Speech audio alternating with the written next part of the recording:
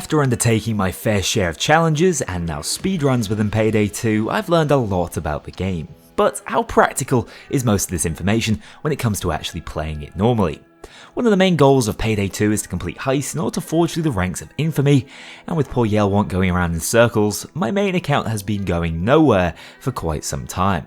Which is why I've decided to take on yet another new speedrun category, Infamy Solo, to not only catch the Kknowley account up with the rest of you prolific heisters, but also snag a new world record in the process.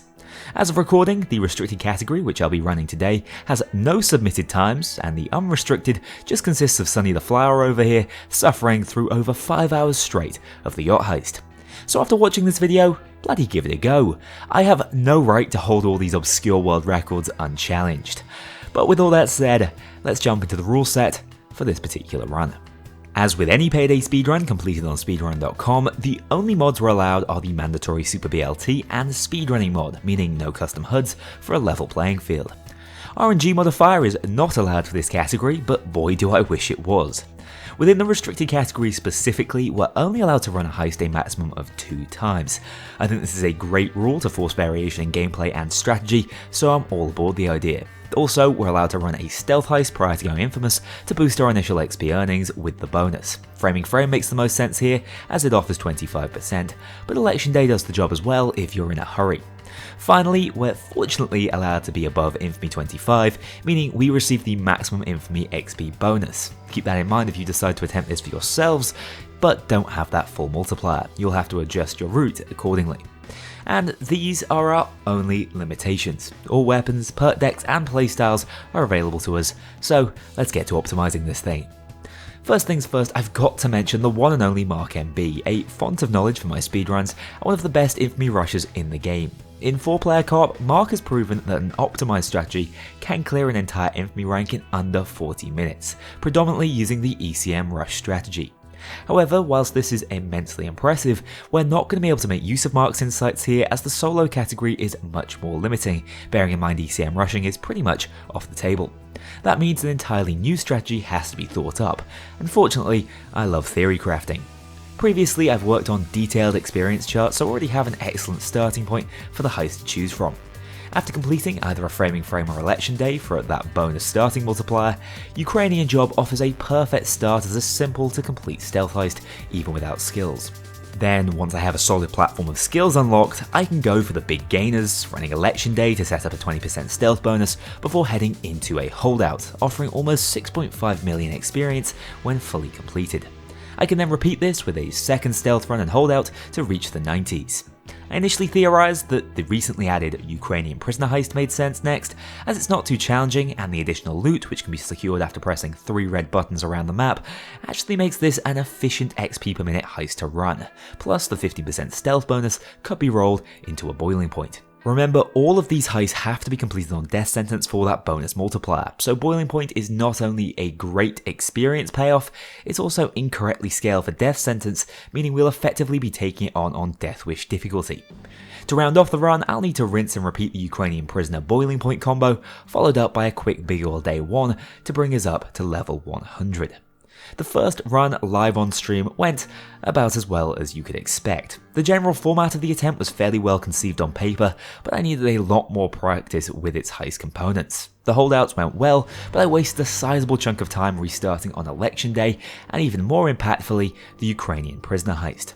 Election Day 1 is normally a full-on rush heist, but if I failed to tag the correct truck on day 1, I was unable to restart from the beginning as that would count as one of my 2 allotted attempts, meaning I had to respect day 1 a lot more than usual, taking the time out to check for open crates.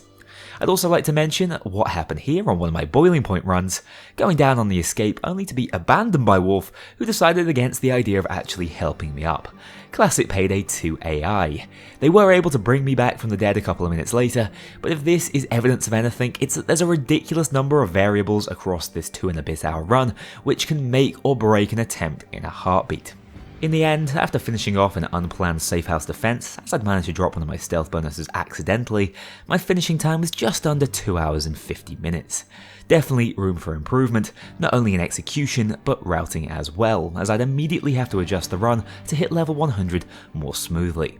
The first change was to add a Ukrainian job on Overkill difficulty, as it would not only grant some additional XP, being rushable in under 30 seconds with C4, it also enabled me to pick up drill skills before the death sentence version of the heist, speeding that up by roughly 30% and hopefully removing the need to complete one last heist after the second boiling point.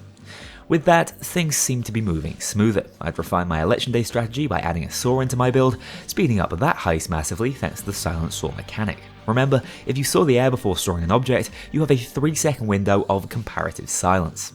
This optimized the first half of the run brilliantly. Sadly, as this is a very stealth-heavy route, a single slip-up can spoil even that great start. This time it was the Ukrainian prisoner heist which let me down late into the run after I failed 10 minutes into it second time around. A massive time loss on its own, coupled with a slow rerun as the slip-up, and this civ specifically, seemed to have scarred me. Even with my rerouting, I was still a few thousand experience short of level 100 after the boiling points, forcing me to run a quick murky station as I was out of available Ukrainian job attempts. Still a massive time save, with this run coming in at 2 hours 17 minutes and 30 seconds in-game time. However, whilst I continued to make glaring mistakes in the run, there was still always room to save time externally, and the 2-hour mark was within my sights. So we go again. This time I thought I'd solve my XP calculation issues, switching over to Big Oil Day 1 after the initial Ukrainian job. This was actually poorly conceived due to the low level XP reduction Big Oil receives, but not the end of the world. However, this time it was Election Day's turn to drag me down. None of these failed attempts were disastrous time losses on their own, but they sure added up, with even Day 1 giving me issues this time around. I was actually lucky to notice that the truck I tagged was the wrong one meters away from the escape. Yet again, the loud heists were going brilliantly and not holding me back at all, but stealth was just a little too inconsistent and dictated by RNG. I had one first time success on the Ukrainian prisoner heist, but it was then that chat told me something that would change the run irrevocably. I tested Big Bank previously using the bus escape to move the loot rapidly, and decided the XP reward was not worth the risk of running it, especially as I wouldn't be earning a stealth bonus from it. But Mark MB himself explained that I was receiving reduced experience as I was not picking up the loot before the alarm went off. If completed properly, I could exceed 3 million experience in well under 10 minutes. Game changing. So I gave it a go. Attempt 1 showcased just how fickle this heist can be though, getting perfect RNG on the computer before being spotted by this guy with eyes in the back of his head. Yet somehow, attempt 2 also went almost perfectly, again finding the correct machine almost instantly and actually slipping out in just over 7.5 minutes. This was game changing. I then completed the second boiling point, only to find myself 4,218 experience short of max level. Not the end of the world, I could just smash out a normal jewelry store in under 30 seconds to Infamy in 2 hours, 2 minutes and 22 seconds total. But this was an immediate sign that Big Bank had to be the focal point of this run going forwards. So, back to the drawing board. There were a lot of changes I'd need to make to fit Big Bang into the run. The starting Ukrainian job had to stay, it was just too good for the initial levels. But from there, I eventually theorised that I could move directly over to Murky Station. This is a heist that can be completed in under 4 minutes, offers around 800,000 experience in that time, and carries a whopping 15% stealth bonus on completion. This could then be taken directly into the dreaded Big Bank to optimise that high earning heist even further. After repeating that cycle once over, it would simply be a case of reusing the election day into holdout strategy twice as well, and from there, according to my calculations, if all things went to plan, I would only need to complete a single boiling point in order to reach level 100. Sounds easy, right? Definitely a streamlined approach. But, and this is a big but, Big Bank is one of the most infuriating solo stealth heists in the game, with each individual outcome being predominantly dictated by RNG, especially when taken on at speed due to the additional risks we need to take.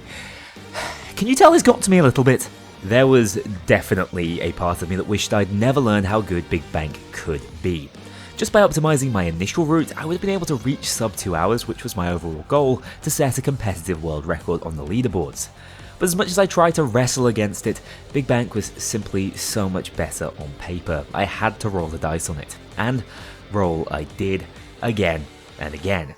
Bear in mind, every time I failed this heist to the point I deemed it run killing, I'd have to fight through another 1 to 2 hours of holdout gameplay to hit level 100 and have another chance at the speedrun. Here are some of the heartbreaking highlights. The bank manager psychically witnessing a murder and slowing me down an hour and a half into this run. and then again seeking me out 3.5 minutes later. You see, if the first PC wasn't the correct one, and it wasn't downstairs either, I'd have to head to the dreaded upstairs office space, which is constantly patrolled, has some desks which simply can't be reached without killing someone, and is fitted with cameras overlooking it that can't be looped. Yet, I hate it. Even after I got lucky enough to start the time lock, there were many other things that could easily go wrong, ranging from running into the lasers if I was unable to find 2 keycards in time, getting shot and instantly downed when ECM rushing the final section, or failing to pick up any loot before the alarm went off, taking roughly 1 million XP off the table and ruining the calculations for this run. Occasionally, I'd succeed it once, only to fail too many times on my second run at it, nullifying the run entirely. This is one of the reasons I decided to bring it closer to the beginning of the speedrun. In this example, I was coming really close to breaking my earlier record, only to be shot and killed at the computer objective as I assumed he'd be going for the arrest instead. An upsetting way to waste 2 hours of my life, and this outcome was all too common. For reference, I failed this heist well over 50 times over the course of recording a speedrun, most of which when I was forced to attempt to take on the nightmarish upstairs section. Hell, I even took to Twitter to vent my frustration. To add insult to injury, there were times that I succeeded in finding the right computer on my very last hack, killing half the civilian population in the process, only to get caught seconds later playing like an idiot. The one time I did clear a run like this, I threw away that 1 million bonus XP by accident, so I needed to throw a big oil day 1 onto the run, meaning I didn't even beat my previous record in the end. To up consistency, I needed a new strategy. So, here it is, the culmination of all my time playing Big Bank over the last few weeks. First up, bring a saw and make sure you have Berserker and Molotovs if at all possible. This allows you to enter the security room without wasting one of your ECMs. Just make sure to do the silent saw tech properly, because if you mess it up, it will be curtains. Then you're going to want to use the free asset keycard to turn off one set of lasers. If you're lucky enough to stumble on a second one, be sure to grab it, but don't go out of your way to search upstairs or kill the bank manager, as it's just unnecessary risk. This side room is a great place to hide bodies, and don't worry too much about killing civs if needed. Yes, it increases the odds of more guards being sent your way, but at that point in the heist you'll probably be ECM rushing anyway, so it's not a big deal. When it comes to finding the right computer, I learned that it was possible to somewhat echolocate it in solo. Just turn your game sound up, make sure you've got headphones on, and try turning around quickly to see where the noise gets louder or quieter. This is easiest to do if you get the security room near the offices, but I did find that it was also possible to at least work out which side of the hall it was in from the other locations. Generally try downstairs first, unless you know for certain that the sound came from upstairs. There are a few computers that are easy enough to get to without being spotted up there, but if I was ever uncertain, I preferred to take the 3-minute time loss here and simply restart if it didn't seem easily accessible. 2-hour runs are not failed by cutting a few minutes due to bad RNG, they're failed when you become obsessive and refuse to restart heists that are clearly going to waste at least 10 minutes on their own. Once you're finally through the time lock, learn the laser pattern and be patient with it. Occasionally I manage to zoom my way through, but the risk reward on this is terrible. Also, I recommend that you try and stick to the bottom path when reaching the vault, there's simply more cover to hide behind. Now it's just a case of pressing the 2 buttons, a task which can be heavily aided by good RNG. Look out for the cameras here and be careful shooting guards if you have to. It is possible to ECM rush from here, but I generally don't like risking it, especially if you've been unable to turn off both of the lasers. Once back at the manager's desk though, you can hit the go button with the ECM jammer before quickly heading back in and taking out as many guards as possible undetected, as they can just as easily end the run by shooting you through your non-existent Yakuza protection. Now just make sure you have the door opening before dropping jammer number 2, and simply secure the 4 bags in the bus escape by going loud. Even on death sentence, the cops seemed too slow to actually interrupt you before escaping. Whilst this was an infinitely more refined strategy, it was still no walk in the park, and getting 2 solid RNG runs in a row felt a little like winning the lottery. Even when it did go well, there was still chances for me to throw the run later on, as we see here when I failed to tag the right truck for the first time on election day, losing that run in an instant. However, if I hadn't found a way through it all, you wouldn't be seeing this video, so here we go, my fully optimized Infamy Speedrun. Starting things off with the overkill Ukrainian job, there's not much to this one. Just hope you don't run into Titan safes and that you find the tiara inside the first one you plan to shape charge on. Possibly taking more damage here from the guards could activate Yakuza and speed things up slightly, but the run is not going to be won or lost here. With all those extra skill points, I was able to grab ECM and movement skills in Ghost before heading into Murky Station, a heist that I've massively improved on by attempting this run. I have to admit, I wanted to start trying different speedruns to assist in my any percent practice, and this is a great example of getting comfortable with a heist over repeated repetitions. Yakuza is immediately important here as mobility is huge in not only speeding up heists, but making stealth a little safer. I've learned most of the objective spawn points now for Murky Station and know how to move around the map effectively. There's a fair bit of RNG to consider with camera and guard pathing, as well as EMP placement and escape type, but nothing compared to what we'll be dealing with on Big Bang. On this run, I was lucky enough to find both EMP parts within 2 minutes, and after another 2 had passed down in the basement, I also had the thermite and keycard necessary. An easy run to the preferred boat escape and ECM jammer going saw me escape in under 4.5 minutes. Definitely on par. Big Bang obviously doesn't need much of a reintroduction. I've already walked you through all the many pitfalls and how I strive to avoid them as much as possible. But after waiting for a few minutes, as I forgot to start my live split timer early on, I grabbed Jack of all trades for extra body bags and headed in with real apprehension. By the way, I overcompensated for my split timer, so it's eternally a couple of minutes off throughout the run. I hope that's not too off-putting. Anyway, it looked like this was not going to be the one after all. Only 30 seconds in and I'd fired this guard straight at the camera. Then again, 35 seconds after that, another guard, another camera. Not my finest work. Things were starting to look really grim when I messed up on the rhythm of the silent saw trick, failing to keep it quiet and restarting for the third time in just 2 minutes. However, whilst not the plan, once I started to think this was another bust run, I started to settle down and not play so erratically. I was also lucky enough to find the correct computer on my final downstairs hack this time around, starting the time lock in under 3 minutes. From here it's just a waiting game and then on to the vault room. Not much of incident happened here, but I did waste time answering this guard's pager, but I'd rather take it slightly easier when there's still a laser to run into. In any case, one big bank was in the bag. A final time of around 13 minutes was not ideal, but certainly recoverable. Murky Station 2 went similarly to the first run, aided by now having a few more skills to speed things up. Annoyingly, it took me a while to find the right combination of tools to open the EMP carriages, but that's the kind of randomization I sign up for when starting these multi-heist speedruns. So I was able to adapt and escape to the less desirable van location in under 6 minutes. Here we are, Big Bank number 2. I was always most nervous for the second run of this one. Even though I was able to allocate more points to key stealth skills like Nimble Aced and Berserker for my saw speed, the pressure was always heavier further into the run. Yet this time, I roll with it, not running directly into any guards and picking up that the right computer was in the bottom left side of the office from the audio queue. Some of the best RNG I could ask for. In the past, here is where I'd blow it, usually in my excitement at getting relatively lucky. But the heisting gods smiled down on me here and let me set up in the office without any close calls. After waiting that out and dropping into the vault room, you can see how erratically nervous I was from my movement, just about holding it together around this patrol. But once I'd steadied myself, it was simply a case of pushing all the right buttons and then placing down my ECMs to basically confirm completion. And after that, I actually made it out in under 8 minutes, making this one of the few times I ever cleared Big Bank without needing a single reset. A huge win that just placed even more pressure on the rest of the run. Election Day is the heist I've ended up practicing the most in making this video, and I really do feel I've refined the strategy at this point.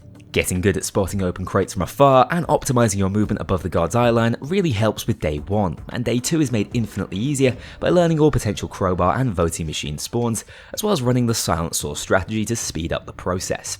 On run 1, I was really fortunate to spot the election posters in the yellow crate, as most of the time an open crate simply means you should ignore it. That's a free and easy completion for day 1 in well under a minute. Day 2 was also in the bag, or so I assumed. After finding 6 machines, I knew I could just drop my ECMs and escape brazenly with ease. Unfortunately, this guard managed to spot me as opposed to the machine, which caused him to shoot immediately as I broke line of sight by dropping to the floor. Whilst I was able to kill him, all of his mates were just as trigger happy, tearing me up and forcing another restart. The time toll was over 3.5 minutes, not fatal, but pretty upsetting given I'd virtually completed the heist already. Attempt 2 had pity though, throwing more voting machines at me than I knew what to do with, letting me escape in under 3 minutes. Incredibly fast for solo DSOD and a just reward for the reps I'd put into the heist recently. The holdouts come next, probably the strangest part of a speedrun such as this. Let's be honest, they're not all that difficult, especially when you build into sentry skills, converts and crits. With Anarchists, Lion's Roar and the DB Grim were virtually unkillable and incredibly lethal. For reference, the skeleton of this build is basically my Galaxy Brain Anarchist build from last year, found linked in the description for those of you interested. However, there's seemingly more to holdouts than meets the eye from a speedrunning perspective. In general, they're designed to last for 30 minutes, give or take a few seconds out of the way. Yet why is it that I can sometimes clear a holdout in roughly 28? Honestly, I'm not certain, but have a few working theories. One is that it's based on the fade length of each wave. In other words, if you're going down a lot and your hidden drama stat is high, the waves will effectively last longer, stretching out its duration. But the fact that being aggressive and picking up lots of kills seems to have the opposite effect does suggest otherwise. Another idea is that it could be based on hitting kill thresholds, but that seems unlikely given the sheer quantity of potential wave spawns. I've also wondered if it's specifically about killing the special enemies that spawn, but again, all I have is anecdotal evidence of that making some sort of difference. However, I'm almost positive it isn't random, as on this Alesso holdout I went pretty hard and aggressive with my turrets in the early waves and managed to clear wave 9 in 28 minutes and 23 seconds, possibly aided by the fact I didn't go down at all. In fact, across all of my recorded runs, it took me longer to clear the San Martin Bank holdout than Alesso, so there has to be something tangible going on here. If you have a better understanding of how holdout wave timings function, let me know, as it would be great to consistently shave off as much time as possible in what feels like a rather stagnant part of the run.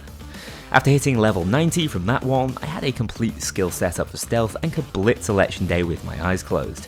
This time I had to find all 3 open crates before moving on, but day 1 was still easy enough. Day 2 was a triumphant return after the slip up earlier, allowing me to wipe out the warehouse guards to avenge my past self, another sub 4 minute clear.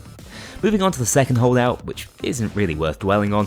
In truth, I should probably just double down on the Alesso holdouts, but something in me needs variety, so San Martin it is. Pretty sure I've got the turret placements down to a science at this point, although I did forget about the sniper coverage and got myself bopped for no particular reason. Not great if the drama theory is true.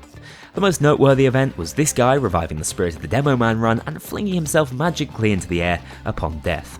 This was a far sloppier holdout performance overall. I went down a few times, which can't have helped, ending the heist in 29 minutes 58 seconds. Anything under 30 minutes is fast enough, but I'm sure there's a consistent way to save time here and really want to work out what it is. That leaves us with just a death sentence boiling point to complete. Your mileage on this one will vary depending on where objectives spawn, but if possible you should get the AA gun hack going as early as possible and keep it defended, as that's the initial time limiting factor. Once inside the compound, you just need to defend the bomb effectively, and likewise with the test subject scan. Try to keep the power on, but watch the chair more actively as the AI seem to prioritise it over the power switch. Here, it's also important to learn the keycard and briefcase spawns to speed up escape after scanning just a single patient. The escape also feels quite inconsistent, and different cop and sniper spawns can slow you down more than others, but just try to stay on your feet above all else, as going down is generally slower than cautiously taking out the snipers first. I switched my build away from sentries to more of a classic anarchist setup with Berserker, Unseen Strike, Body Expertise and Medic Bags for survivability in order to take this on. Within this run, I was able to initiate the hack without it getting interrupted and push my way to the EMP easily enough before dropping into the lab to start the scanning process. I did go down here, which was actually perfect, activating my Berserker in the case of a turret spawn. Importantly, I've learned all objective spawn points here, so had found the briefcase and keycard without needing to abandon the chair for long, meaning it was only interrupted the once across the scan's duration. The final challenge here is to escape, with the many scripted dozer and sniper spawns standing in my way.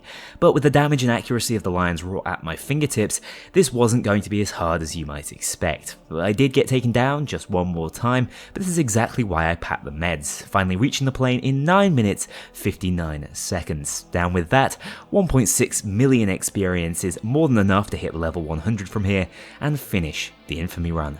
Live Split tells you 1 hour 54 minutes and 19 seconds, but that was done pretty loosely, so the final recorded time, including those unfortunate failures, is 1 hour 52 minutes and 42 seconds, a new world record, and I believe a fairly competitive time for the solo restricted infamy category.